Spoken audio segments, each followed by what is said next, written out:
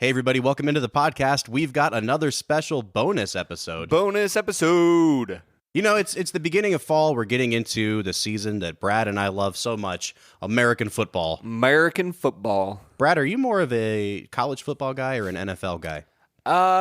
So I will say, in the basketball world, I don't like college basketball. Yeah. Mainly for the fact that they don't put on a great quality performance. Sure. Like, they miss shots, they hold on to the ball forever, they don't really do much. However, college football is highly entertaining, and even though it's not as good of a product, per se, as the NFL, I love college football, but I like the NFL more. I'm probably more of a college guy. I think it's just because, you know, in the NFL, you can get into the playoffs with a 9-7 record. Whereas in college football, like, you lose more than one game and you're done. Yeah. Yeah, I would agree with that. There is something about the one and done nature of college football where, like, if you're a top tier team, you can lose one game. If you're not a top tier team, you have to go undefeated to be even in the conversation. In consideration, of getting into the college football playoffs. And that's only a recent thing. That only started 4 or 5 years ago. But we do love the game of football. It's provided us with so many great moments over the years. And it's not just, you know, on TV watching a live broadcast. The world of movies and the world of football have overlapped for, I don't know how long, 70, 80, 90 years now. For sure. We've been making movies about American football. And so today's top 5, Brad and I are going to cross over our love of movies and our love of sports. And we're doing our top 5 favorite football movies. But while we're going to be talking about these top 5 favorite football movies, what are we going to be drinking, Bob? Yeah, we're sipping on some wonderful bourbon. Recently, Brad and I took a trip down to Bardstown, Kentucky, and you guys have heard our interview with David Mandel, the CEO of Bardstown. Guys, I literally wish that I could, like, take the imprint upon my soul that Bardstown Bourbon Company gave me and give it to you. It is such a cool place. It was such a good experience. And today, we're actually going to be sipping on 2 of their line of whiskeys. So we're sampling their Fusion series, which is their blue label bourbon. And then we're also going to be trying their Discovery series, which is their green label bourbon. So Brad, what can you tell me about each of these bourbons? Yeah, so the first one that we're going to be drinking is their Fusion series. It's a blend of 60% of their own 2-year-old wheated high rye Kentucky bourbon, and then it's got 40% of an 11-year, 7-month bourbon. One of the cool things about Bardstown is that as their own whiskey was maturing in barrels, they basically let all these other distilleries come in and use their equipment and do experimental runs. And in the process, they basically struck deals where they held some of that product back so that they could blend it with their whiskey as it came out. So even though Bardstown's own bourbon is only 2 years old, they're essentially releasing a product that averages out to be about 7 years old. Which is really impressive in the bourbon world. Yeah, for If sure. you know anything about bourbon, you know that getting up above 7-8 years is really impressive. Scotch has been doing it for forever, but bourbon really is just maturing to that point. Absolutely. So what's the proof on the Fusion series, Brad? So the Fusion series is 98.9 proof. I don't know if I've ever seen a decimal point on proof before, Especially other than that maybe specific of one. maybe like 0.5. Yeah. But yeah, 98.9, which makes it 49.45% alcohol. All right. So yeah, it's not the highest bourbon, but it's not on the low end. Right. And let's hear about the Discovery series. So the Discover series is a little bit higher end. You can already see it's got a little bit deeper of a color. It seems like it's just the 11-year, 7-month bourbon. Right. It's a blend of whiskeys that do not include Bardstown's own product. Right. So I'm looking at not the mash bill, the blend bill, Right. I guess you would call it. And the age statement on the 4 separate bourbons is 13 years, 11 years, 7 months, 10 years, and 5 years. And 75% of the blend is the 11-year, 7-month. Wow. So, and the 5-year, the youngest one, is only 10% of the bourbon. So this is a nicely aged bourbon. And Brad, what does it clock in at proof-wise? Proof-wise, we are talking about 121.21 proof. Wow. Even more specific than the 0.9. Yeah. So yeah, we're looking at 60.605% alcohol. It's like nearly barrel proof. Yeah, and you can see it, man. You look at the depth of that color, and I'm excited to try this. Well, we'll sip on both of these throughout the podcast, but why don't we get into our top 5 lists? So, Brad, top 5 football movies, what's clocking in at number 5? Talking about the most manly movie in the world, Little Giants. Little Giants. Little Giants, man. I mean, we're talking 1990s, Rick Moranis at the peak of his powers. Whatever those powers were. Rick Moranis owned the 90s. He really did, though. I mean, let's talk about any movie that you enjoyed as a child of the 90s. Yeah. Rick Moranis was probably in it. Or he should have been. Goodfellas. Goodfellas should have been in it. Pulp Fiction should have been in it. Home Alone. Yeah. He should have been Macaulay Culkin. They should have just shrunk him down. Honey, I Shrunk the Kids. Yeah. Honey, I Shrunk Rick Moranis. Right. Exactly. So tell me about Little Giants, Brad. Why did this make your list? This is just, I think it encapsulates a lot of different children's football movies all in one. You know what I mean? Yeah. Just like the innocence of young kids just absolutely loving sports. I mean, an analogy movie would be Sandlot.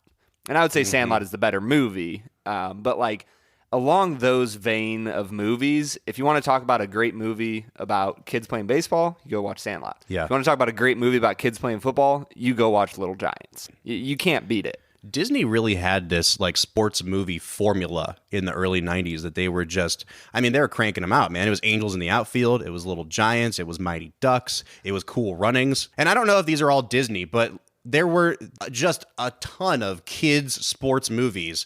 And it seems like they all followed that formula. Right. And everyone has their favorite. My favorite is Cool Runnings. I love the Jamaican bobsled team. So I will say one of my favorite viewings of Little Giants was when I was in Simferopol, Ukraine. Really? We were on a service learning trip through my college there. We were there for like a month, and like 3 weeks in, we were just like dying for something American. And the people we were staying with were like, "Well, we have Little Giants." And so we just sat down in their apartment and watched Little Giants, and for like 2 hours we were transported into the beauty of America. Right. Well, speaking of the beauty of America, I'm going to go to my number 5 pick. And Brad, you gave me a ton of crap for my selections on best comedies of the 2000s. So that's because you chose poor movies. I chose great movies, but not funny comedies. They were not funny at all. Right.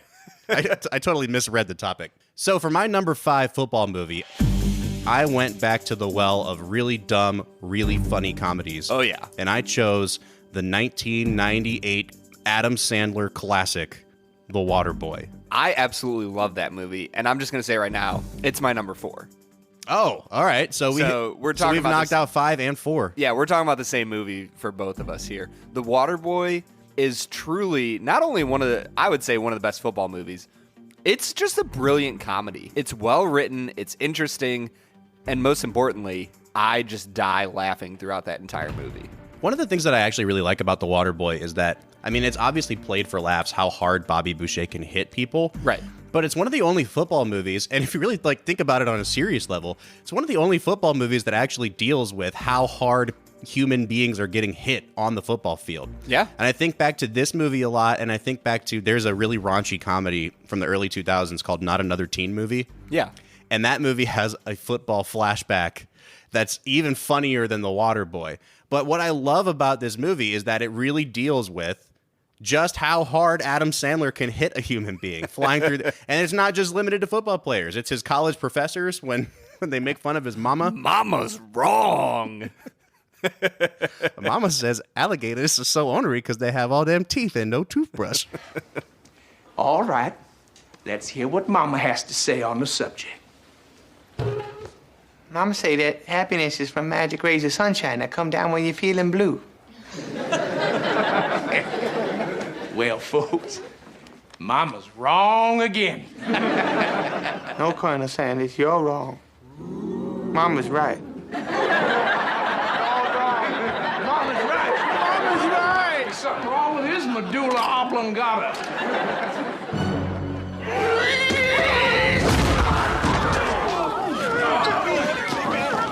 It's okay to fight back. Coach Klein said I could. Mr. Coach Klein said I could. It's fine. This movie is just a wealth of funny lines. It's a funny football movie. Watching Henry Winkler as a football coach, it's hilarious. And it's appropriate for our podcast too, because at the end of the movie they play in the Bourbon Bowl. Yeah, they do. I didn't even think about that. You know? Good old Bourbon Bowl. That's right. Brad, what do you love about this movie? You know, Waterboy just hits on so many different levels. And I will say this, even the football plays, one of the big problems with certain football movies is that the actual filming of the football happening on the field just looks terrible. Yeah. You know what I mean? Yeah. Like, I feel like a lot of people feel that. And for being a comedy about football, the actual football scenes are actually decently well done, where they follow Bobby through and he just wails on people. So much of an effective football scene, I'm learning watching all these football movies, is the sound design. Oh, and if you can get that crunch of helmets hitting and helmets hitting pads and pads hitting each other and bodies crunching up, you get the idea of what a hit really feels like. And this movie, you know, for as much as you want to dismiss it as just a funny, silly Adam Sandler movie, it does the football part better than almost any movie I've seen. Extremely well. All right, Brad, since we've already done your number 4, why don't we take a sip of this Bardstown Fusion series? Can we just talk about Kathy Bates in that movie? Oh, gosh, while we sip on whiskey. While we sip on whiskey. She is absolutely perfect in that movie. I mean, she's given us so many great movies. She's a phenomenal actress. Yeah. But her performance in The Waterboy is so good. I love it when actors don't take themselves so seriously that they won't be in a movie like this. Totally agreed. And a lot of people have never seen Kathy Bates' Oscar-winning performance in Misery, but they've seen The Waterboy, and they know her as Mama, and they know her as Joe Bennett from The Office. Yes, you know what I mean? Yeah, for sure. And even along the same lines, Henry Winkler being in the movie.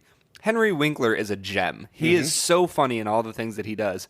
And when he pulls his pants down and shows the tattoo of Roy Orbison on his left butt cheek, it's just priceless. I don't even want to comment on that. Oh, man. Brad, what are you picking up on this Bardstown Fusion series? Deliciousness. Yeah. You know, in my mind, if you're only concerned about pumping up your own ego, I can see why people might put out their own bourbon at 2 or 3 years, but that doesn't make sense to me because it usually doesn't turn out great. If you're willing to blend with another bourbon to make a phenomenal product, go check out Bardstown Bourbon Company. Brad mentioned that it has a high rye mash bill. And you can taste that. Yeah, for sure. You can smell it on it as well. Are you picking up anything in particular on the nose or on the taste? There's just so much vanilla. Like as I'm drinking it, I can smell it. Mm-hmm. You can taste it all the way through. Yeah. It's amazing. I'm really picking up a lot of the rye. I don't know if it's just where my palate is today. You do get those notes Brad was talking about, but I'm kind of surprised at how thin this kind of is, and there's almost no finish. It evaporates really quickly. Yeah, and I actually like that because I think a lot of times with high rye whiskeys, that rye just sits on your palate for like minutes after you're done sipping, and I don't like that because that bitterness just sits there. And sure, I'm not a very bitter person, so well, that's good news. All right, so we're going to keep sipping on this, and what we're going to do is we'll take a break in a little bit, we'll come back, and we'll drink the Discovery Series, and then Brad and I will tell you at the end of the podcast which one we each prefer. All right, so my number 4 film, since we've already been through Brad's number 4. You know, it's not a movie where you see a lot of football action happening, but it's completely related to the NFL, and it's related to the scandal that's been ongoing in the NFL for years and years now. And yet has been surprisingly hushed over the last few years. Swept under the rug by that great saint of a man, Roger Goodell. So my number 4 film is the Will Smith movie Concussion. What I love about this movie is that it really takes seriously the subject matter, and it forces you, even as a football fan, to deal with it a little bit. You don't come out of that movie not understanding that you're kind of implicated a little bit as a viewer. And like every time I watch football now, I think about the fact that like I'm kind of a hypocrite because I know that these guys are putting their lives on the line literally, and maybe not in the moment, but in the future, and what could be happening to their brains, and yet I'm still paying to watch it happen. Yep. I mean, the big thing for me is make the knowledge more readily available to the players. If the players know 100% this is the risk I'm taking, and they still take it in order to make, for most of the time, millions of dollars. For some of them, it's hundreds of thousands of dollars. Right. Great. Like, we're all humans. We have free agency. We can make our own decisions. The big problem is for so many years, nobody knew how bad it was. And it's amazing that we didn't realize sooner. Right. How bad these helmet-to-helmet hits were going to be. Well, and that's the great thing about this film, too, is that, it's based on a true story, and they obviously make some embellishments with it. But, it's about this doctor in Pittsburgh. I think his name's Bennett Omalu, played by Will Smith, and it's a fantastic performance from Will Smith. I know that people seem to think Will Smith has been like in a skid for a number of years, but if you have not seen this movie, it was an Oscar-caliber movie for Will Smith. But it goes through the history of some of these great Steelers legends and how they were driven to madness or to suicide by the effects of what had happened physiologically in their brains from taking these hits. Do you even watch football? No, not at all. But I've been studying Mike Webster's position. The man in the middle is quite deceptively the most violent position on the field. He slaps, he punches the forearm. It is an unremitting storm of subconcussive blows. The head as a weapon on every single play of every single game, of every single practice, from the time he was a little boy to a college man, culminating in an 18-year professional career. By my calculations, Mike Webster sustained more than 70,000 blows to his head. Brad, have you seen Concussion? I have not seen Concussion. I really highly would recommend it. I mean, it's a great movie. Obviously, it's not the kind of movie you watch to get yourself like pumped up for football season.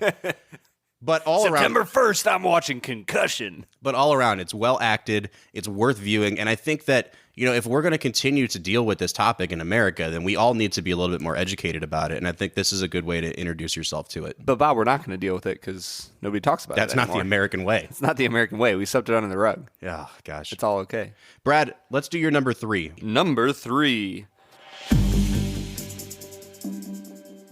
I know for a fact that this isn't a great movie per se, but I love Draft Day.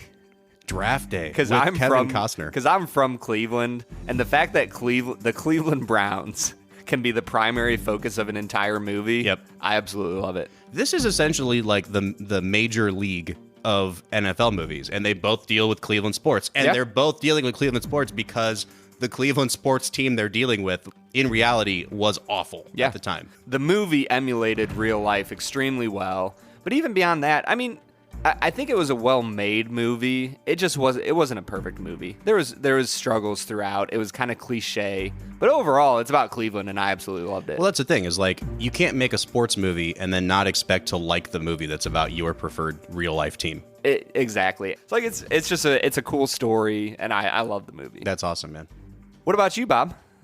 So I'm going back to movies from the early 2000s that people don't remember well enough anymore. And I really, really loved The Rock's movie Gridiron Gang. It's about kids who are in like the juvenile detention or prison system. And The Rock is a mentor who has to put a team together out of these kids. And it's also based on a true story. And this movie came out around the same time as Friday Night Lights. And Okay. I feel like in this moment in history, like we were getting into these really gritty, realistic sports movies. And what I love about this movie is that it portrays the life of these kids super accurately, and it doesn't sugarcoat things. But it also, because it is so rooted in reality, I think the emotional payoff of this movie is so much more impactful than 90% of sports movies, where it's just every character is a cliche. You know what I mean? Right.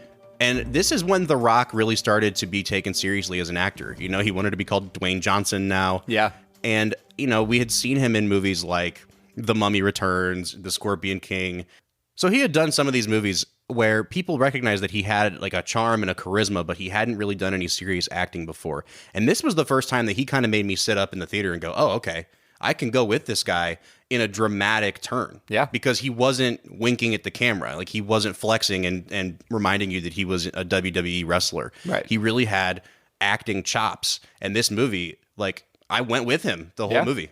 He hadn't taken you to the Fast and Furious yet. No, And he hadn't. really displayed his acting chops. He hadn't jumped off of a 70-story skyscraper while it was on fire yet. Brad, have you seen Gridiron Gang? I have not seen Gridiron Man, Gang. you got to catch up on some of these football movies. I know. That one, if you want a good, inspiring football movie, I would point you to that one. I love being inspired. You inspire me, Bob. Thanks, man. Yeah. You know what else inspires me? What's that?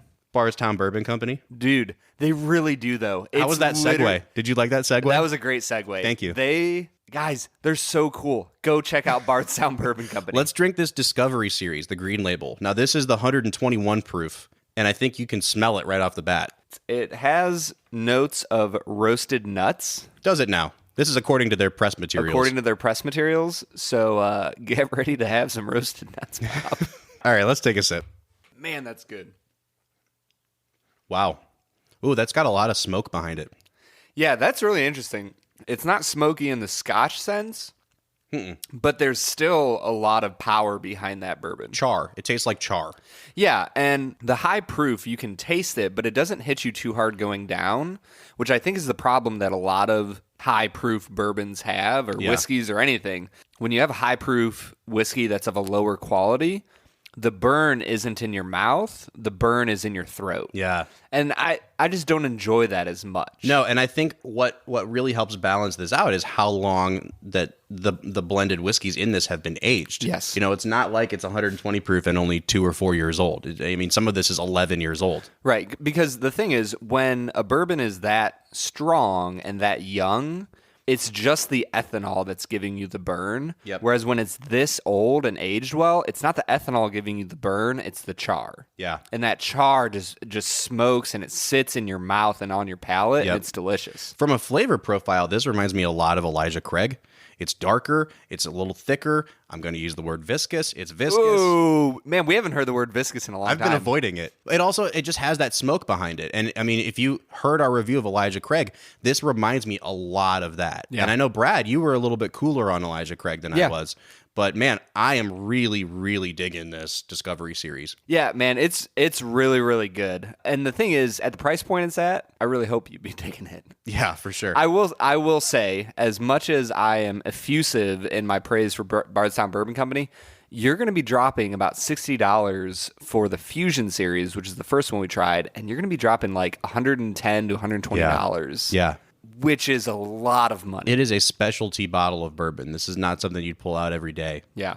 So, all right, Brad, let's get back into our top 5. What is your number 2? Number 2. Rudy. I love Rudy. And Bob and I have talked, and he'll probably tell you, dear listeners, that he is a heathen who doesn't care for the movie Rudy. I like Rudy. I just think that in the years since Rudy has come out, we've had so many good football movies that it's not in my top 5. Yeah, like it's good. You're wrong. It's good.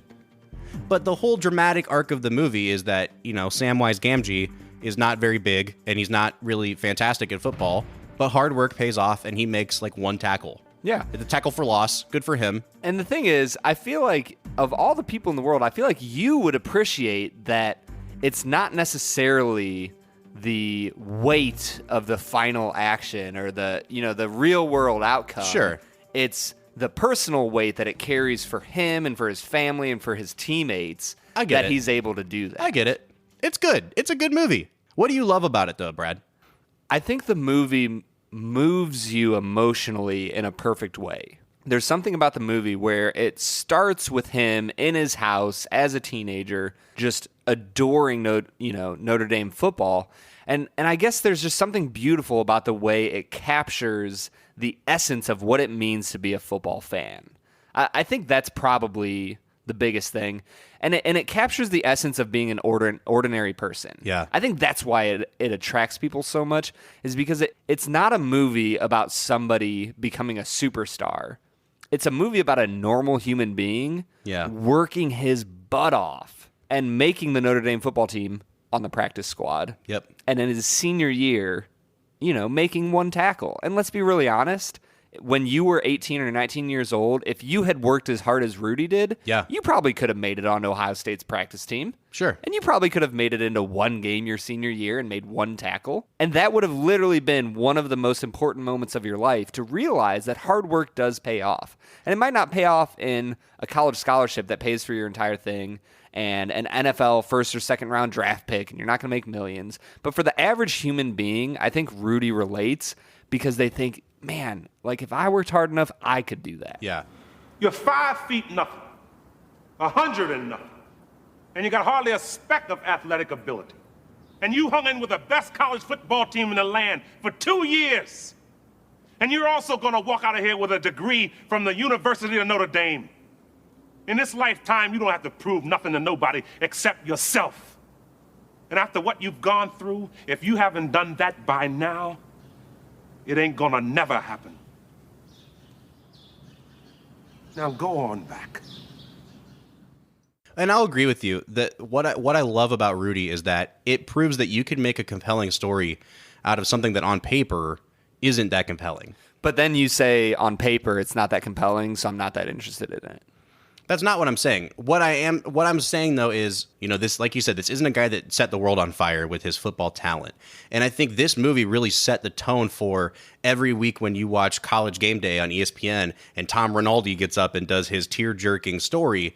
You find humanity and you find emotion in these smaller moments. And I do love that Rudy isn't trying to tell the greatest football story ever told. It's telling the story of, a regular person who made this one heroic act in the game and can be remembered forever because of that. Yeah, and I think that for a lot of people, the reason they love college football, and I've heard many people say this, is because the players are playing for the love of the game, not for the money. Yeah. I can't disagree with that because let's be really honest, only about 8 to 12% of NCAA players are going to make it into the NFL. So that means that you have 90% of those players who, yes, they're probably playing for something of a scholarship or a full ride. So there's some monetary value to it. But let's be really honest. They're playing because they love the sport of football. Yeah. And you get that in Rudy. Yeah, for sure. Well, my number 2 is pretty similar in that it is based on a true story. It deals with, a smaller scale. It really captures what it's like to play high school football in the state of Texas. Now, we're from Ohio, which is a huge football state. I'm pretty sure playing high school football in the state of Texas might be one of the most stressful and demanding things in the world. Absolutely. Like I said, we're from Ohio, huge football state. Ohio, Pennsylvania, Florida, California, all football factories. Yes. But nobody touches Texas high school football. And my number 2 movie is Friday Night Lights. Brad, have you seen Friday Night Lights? The TV show. You have not seen the movie? Oh my I've never gosh, seen man. the movie. Dude, you have so many movies to watch. We are fleshing out your watch list. I was looking through best football movies of all time, and I was like, it didn't seem like there was tons and tons of them that I would consider great movies. Right. But I hadn't seen a decent amount of them. Yeah. There's Invincible on that list, on some of the lists I've seen, and I'm like, if Invincible is making top football movies of all time lists, we need to make more great football movies. Yeah, for sure. And Friday Night Lights, I really do think fits the bill, and it did what my number 3, Gridiron Gang, did a couple years before Gridiron Gang did. Okay, what year did Friday Night Lights come out? I think 2003. Okay, I'm not entirely sure. But Billy Bob Thornton is fantastic as the coach. He's such a good actor, and I feel like in the years since he won his Oscar, I feel like his career has really been up and down. But he really embodies this coach who has the weight of the world on his shoulders with Texas high school football, but also knowing that because these kids are 16, 17, 18 years old, he's not just a coach. He really is a father figure to them. And you get to see the lives of these kids' home lives and how he has to help them overcome their challenges at home, their challenges at school, and their challenges on the football field. And, I mean, spoiler alert, but if you haven't seen this movie, Brad, I'm sorry, but it's been 16 years. So at the end of the film, they actually lose the state title. Yeah. They lose their big game at the end of the movie. Yeah. And what I love about that is that, like Rudy, it shows that you can make a compelling, impactful, lasting sports movie where the cliche thing doesn't always happen. Right. All right, that brings us to our number 1 film. Now, full disclosure, Brad and I actually shared our lists with each other before we hit record. We actually talked to each other because we are friends. Yeah, believe it or not, when we shut the microphones off, we are still friends. So we have the same number 1 movie.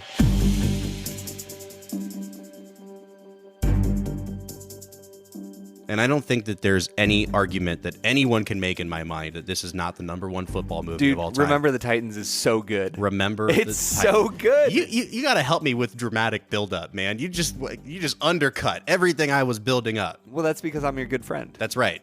Our number 1 movie is Remember the Titans. Remember the Titans. The thing I love about Remember the Titans is that Denzel is coming off a career high, and then he decides to do this Disney movie about football. And there's no guarantee that it's going to be any good because the track record of Disney with sports movies, like we talked about, it's these cheesy 90s formulaic movies, or it's Mark Wahlberg in Invincible. I think that came out way after. It did, but what I'm saying is Disney sports movies do not have a great track record for being great movies. Right, they're usually really cheesy. And honestly, if Denzel wasn't in this movie, it's not like this movie has the greatest script. Like, there are some cliche things. Yes. Obviously, the characters are like, no one actually grows the way that these people do, where they have these like big dramatic speeches and they're like, yeah, man, I understand you now. That doesn't happen in real life. But Denzel takes this material and is such a good actor that he just catapults this movie into the stratosphere. For sure. And I also really, really loved Will Patton as the assistant coach. Is he in anything else? He's a character actor. He's been in a ton of stuff. I remembered him from, before this movie, he was in Armageddon. So, he's been in some like big budget movies. But I think that he was just a perfect complement to what Denzel was trying to do in this movie. Yeah, because the beautiful thing about their performances is the fact that they both want the same thing. They both want to care for their players and put them in the best position to succeed. Mm-hmm. But you see that in the real world, people have different ideas on how to help other people succeed. Yeah. And they clash in that. And it's okay. Yeah. But you can reconcile those viewpoints. Yeah, and I for absolutely sure. love that about this movie. Alan, you're in. Come on. All right. Now, I don't want them to gain another yard. You blitz all night. And if they cross the line of scrimmage, I'm gonna take every last one of you out. You make sure that they remember forever the night they played the Titans. Leave no doubt. Well, and it's not just these two. It's the actors that are playing the high schoolers. I mean, we said that this movie does have some cliches to it and that the characters are kind of like these walking, tropes. But the characters have had a lasting impression on pop culture. I mean, you've got Ryan Gosling in one of his earliest roles in this movie. Yeah. But it's not just him. It's, the guy that plays Gary, the guy that plays Julius, the guy that plays Rev. Sunshine is still a character that people talk about today. Yeah. Yeah. I mean, when Julius picks up Gary's mom and hugs her, right. And it's a silent scene, you don't hear what they're saying. There's something beautiful about that scene that you didn't need words to explain. It's just there. Yeah. Yeah. It's a great movie. And in watching the movie, I found out that they actually they changed the order of history a little bit and how things actually worked because, Gary gets in a car accident that leaves him paralyzed. Right. And eventually he dies. You said that really heartlessly. Sorry. And eventually he's dead. Gary gets in a car accident that leaves him paralyzed. And in the movie, that comes right before the big game, like the state championship. And in reality, it actually happened right after they had actually won the state championship. Really? And I've always wondered why they changed that. And I know that it's for dramatic purposes to have him watching the TV in the hospital bed. And throwing trays at the nurses. But the end of the movie would still be the same. And I've always wondered, why mess with history in that way? Because it would have had the same effect if, you had this euphoric high of them winning and then followed by the reality of Gary's car accident, because the whole point of the story is that they've grown from being immature boys to really mature men. And I think that if they hadn't messed with it, it would have still had the same effect. Yeah, I think it might have changed the way how you felt about it, but yeah, you would have had the same effect of the reality of life is that brokenness exists. There's bigger things than football. And I think that's probably a good point to bring us to a close on this episode of we love football. Absolutely adore it. But in the end, there's more important things than football. There's family, there's friends, there's bringing meaning into the world. And I think football can do that. Yeah. And Remember the Titans is the perfect movie to illustrate that. Absolutely. So, Brad, as we wrap up today, first of all, thank you for your top 5. It's a great list. But secondly, you got to watch some movies, man. You got to catch up on my top 5. The thing is, Bob, I just don't think you have great taste in movies. Well, that's just not true. I'm just going to put that out there. That's just not true. But thank you again to Bardstown Bourbon Company. Now, they were gracious enough to send us these samples to drink. So we have the sample of Fusion and the sample of Discovery. Brad, if you had to pick one of the two, which one do you prefer? The Discovery. I do too. I think the Discovery... There's a reason it's at a higher price point. Yeah, and it's it's double the price of Fusion. Oh, for sure. It's so much more complex. It's the flavor profile, it really lines up with what I like. Like I said, if you're a fan of Elijah Craig, this is like getting an Elijah Craig barrel proof, but on a more smaller scale. It has a more craft feel to it. It's so good. Yeah, it's great. We want to thank you so much for listening to this bonus episode today. Enjoy football season. We're going to be rooting for our Ohio State Buckeyes and our Cleveland Browns. But wherever you are and whoever you root for, enjoy football season. Go watch some football movies, hopefully more than Brad. For the Film and Whiskey Podcast, I'm Bob Book. I'm Brad G. We'll see you next time.